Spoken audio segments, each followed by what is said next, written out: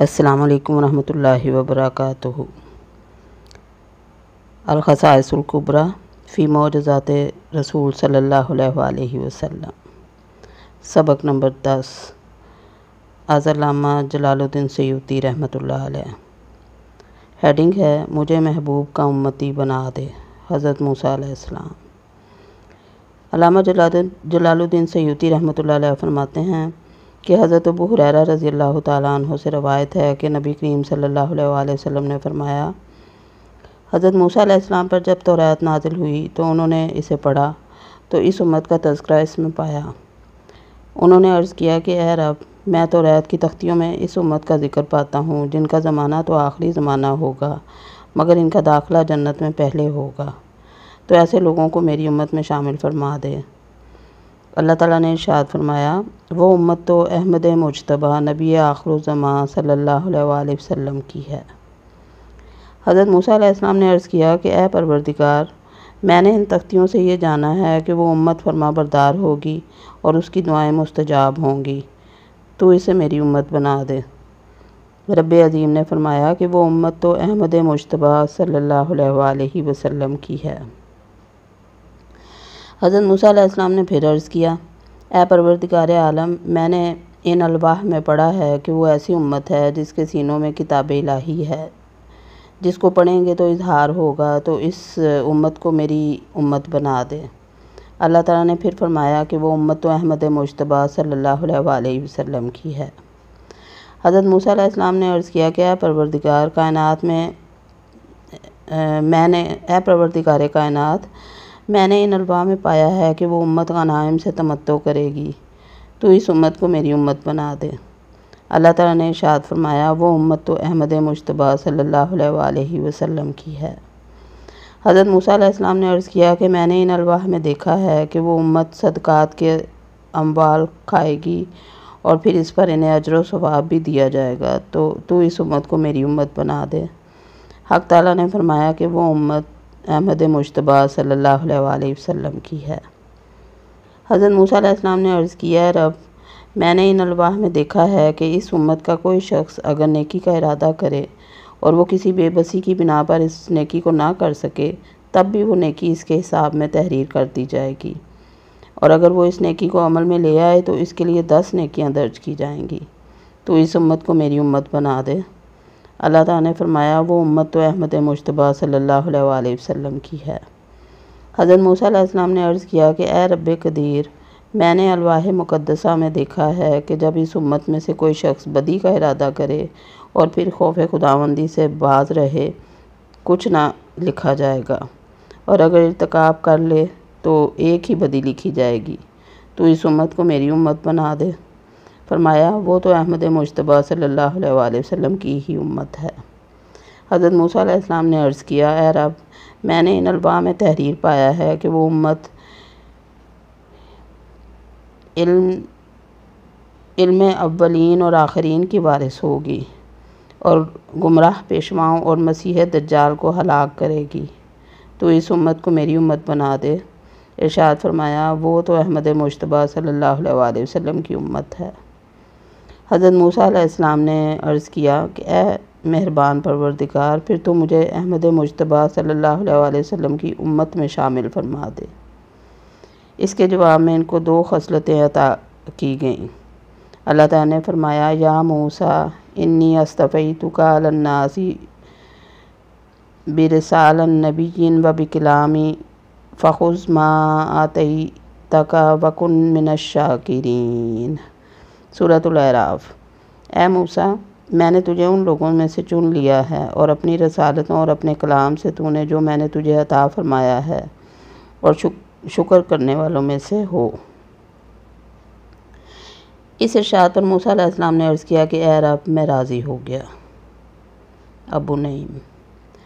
حضرت کعب الاحبار نے ایک یہودی عالم کو روتے ہوئے دیکھا تو اس سے پوچھا کہ تو کیوں روتا ہے؟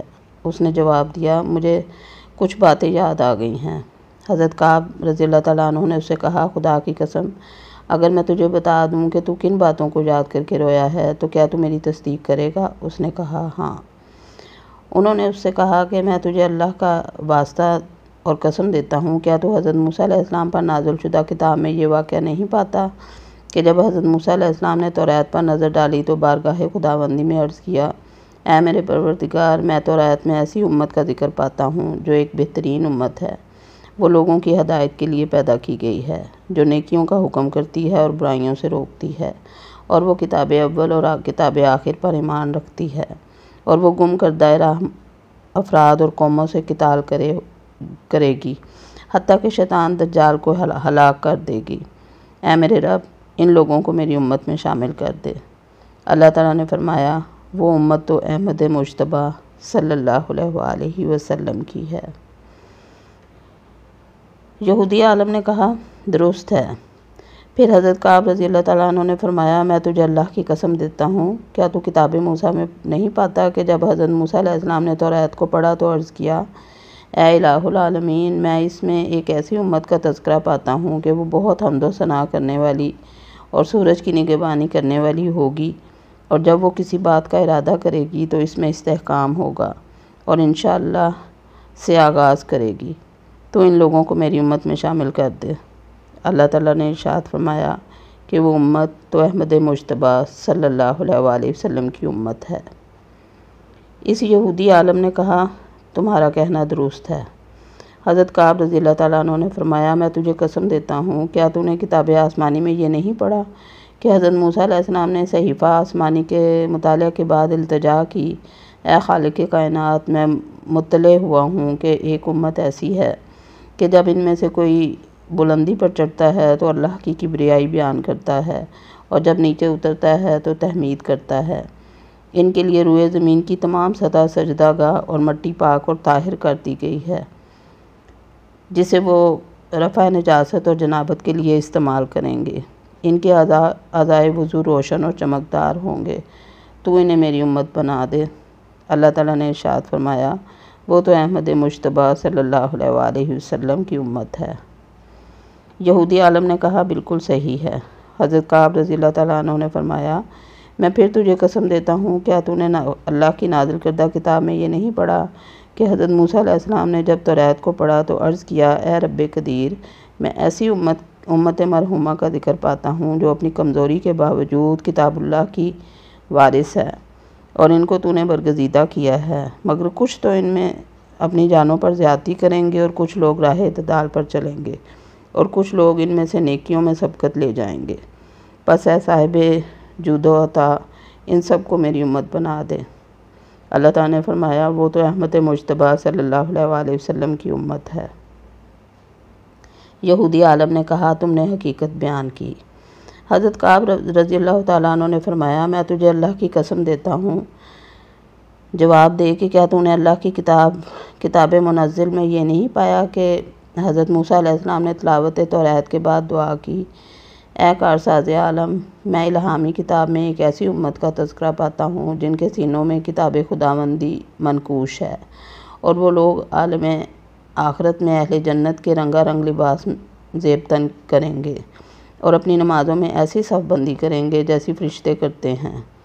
مسجدوں میں ان کی آوازیں شہد کی مکھیوں کی بن بھناہٹ کی مانند گونجیں گی۔ ان لوگوں میں سے کوئی ایک بھی جہنم میں نہ جائے گا، بجز اس کے جو نیکیوں سے بالکل تہی دامن ہو، جس طرح خزاں کا درخت ننگا ہوتا ہے۔ پس اے مجیب، ان لوگوں کو میری امت میں شامل فرما دے۔ اللہ تعالیٰ نے فرمایا، وہ تو احمد مجتبیٰ صلی اللہ علیہ وآلہ وسلم کی امت ہے۔ یہودی عالم نے کہا، تم نے صداقت کا اظہار کیا۔ حضرت موسیٰ علیہ السلام کو جب اس فضیلت کا علم ہوا جو رسول اللہ صلی اللہ علیہ وآلہ وسلم اور آپ صلی اللہ علیہ وآلہ وسلم کی امت کو اللہ تعالیٰ جل شانہ نے مرحمت فرمائی ہے، تو احساس فضیلت و برتری کی بنا پر خواہش کی کہ کاش میں بھی امت محمدیہ صلی اللہ علیہ وآلہ وسلم میں شامل ہو سکتا۔